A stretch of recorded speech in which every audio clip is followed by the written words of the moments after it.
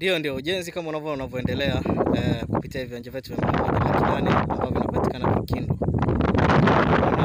Fundi wa kazini, mara baada ya kumaliza kufanya malipo utajipatia nafasi ya kuanza kufanya ujenzi. Sisi hatumpi limitation mtu, akimaliza kufanya malipo basi anaweza kaanza ujenzi au unaweza kaanza kulima, wewe mwenyewe utakavyoona.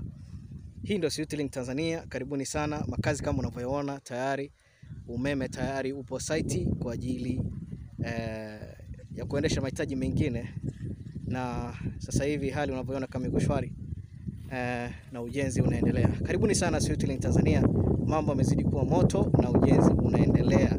Sijui unachelewa nini ndugu Mtanzania? Why sasa viwanja watu ni wananunua kweli kweli na wamefurika kujipatia viwanja.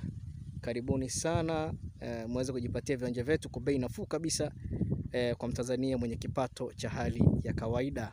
Karibuni sana.